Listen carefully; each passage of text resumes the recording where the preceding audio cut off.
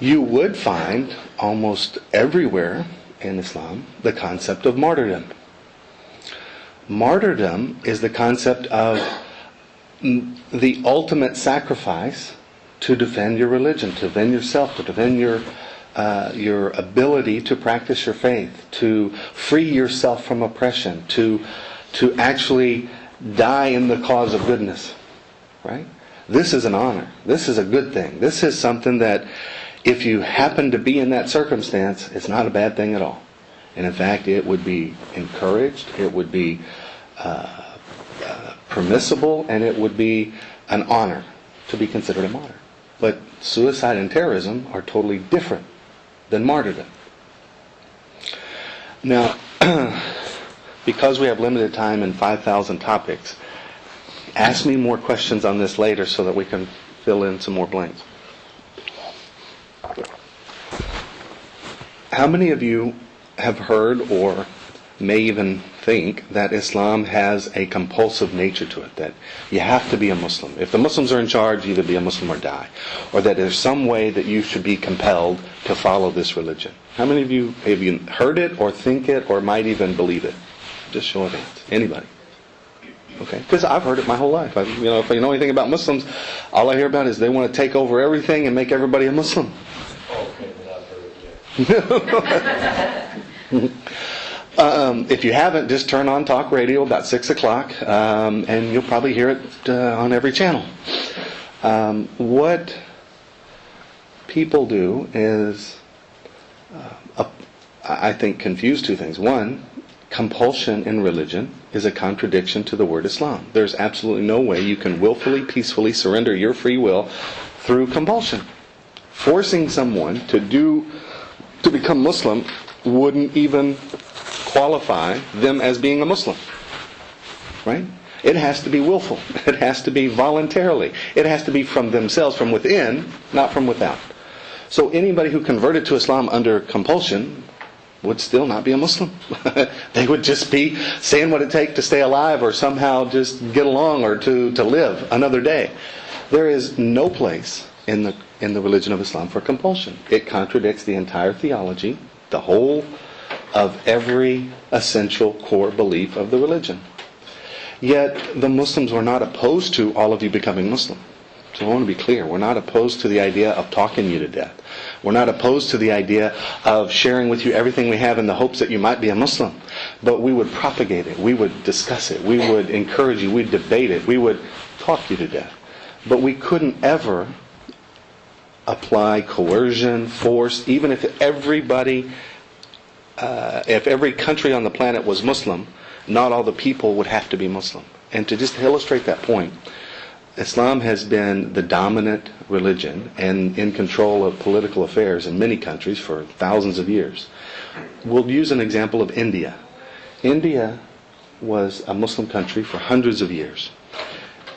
It was a majority Hindu before the Muslims ever came. As the Muslims ruled for hundreds of years, it never changed. The majority of Indian continent people were always Hindu, and even today are still Hindu in the absence of Islam. At no point did Islam ever compel the Hindus to embrace Islam. Right? If you look through the history at the Jewish, Christian, and Muslim social immigration, you'll find that the Jews write about their history of, since the time of Moses until today, and they refer to an era, this is their reference, not our reference, to an era called the Golden Era of Judaism. Right? They have a time during Palestine, during Solomon and David, and that area is really significant to them. But outside of that time, they refer to a golden age of Judaism. And that time period for the Jew was in the 8th century. And in the 8th century, the ones right now were the ones from Cordova, Spain, where the Muslims were in charge of, in fact, the Khalil may have been, the head of the Muslim community may have been there. And the Jews had total autonomy to be Jewish in a Muslim society. They had their own courts. They had their own law. They didn't have the Islamic law applied to them. They were free to do business and commerce as they saw fit. The Christian community had their own courts, their own freedom, their own autonomy. And when the Crusades actually came from Europe to conquer Palestine, when they were fighting a holy war, and a gentleman or Muslim by the name of Salahuddin fought back, he was the one who actually reopened Palestine from the Muslims' perspective. He took with him a physician. How many of you have heard the name Maimonides? You ever heard that name? Maimonides is considered one of the foremost Jewish scholars on interpreting the Talmud, the Torah, Jewish law. If you want to know how to be a good Jew and how to apply Judaism and how, to get reference, you would turn to Maimonides, or at least beginning with him, for that interpretation. Maimonides was a physician, and he accompanied Salahuddin in the battle against the Crusaders of Palestine. So they're in battle, they're side by side, they're working with each other. There's no compulsion for anyone to be Muslim in a Muslim society. What is compelling is that if the Muslim society is in charge, it will have social norms. So in society you have to act a certain way. You have to dress, you have to cover, you have to present yourself in a normal fashion. But you can go home and believe whatever you want. You don't have to pray, you don't have to fast, you don't have to do any of the rituals of Islam, you don't have to apply the Sharia. You have to follow the customary norms. You can't have a bar and have a party and so there's things that are applied to you. But whether you believe it or not, whether you like it or not, whether you go and do other things in your own privacy, nobody cares, and you don't have to practice Islam at all.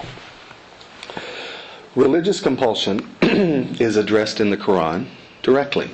The Quran says that there is no compulsion in religion, that the right direction is distinct from error, and whoever rejects false deities, believes in God, has grasped a firm handhold which will never break. Allah is the hearer and knower. Compulsion in religion is worthless or meaningless. Moving on, statistically, who are the Muslims? You may have covered this, I don't know, I wasn't in the first 4 classes. There's roughly 1.7 billion Muslims in the world. Maybe 1 out of every 4 or 5 people on the planet call themselves a Muslim. That includes 57 countries that have a majority population of Muslims. Out of the 57 countries, 22 of those countries are considered Arab countries, dominant population. If you added up all the Arabs in relation to all the Muslims, the Arab community makes up 18 to 25% of the Muslims. So 3 out of 4 Muslims are non-Arab. So 75% of the Muslim community is not Arabic.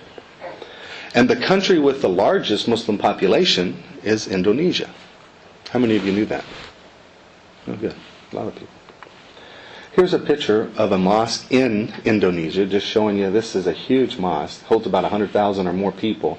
And they come and pray and leave, come and pray and leave. But I just wanted to show you a picture of Indonesia so you would have some reference point.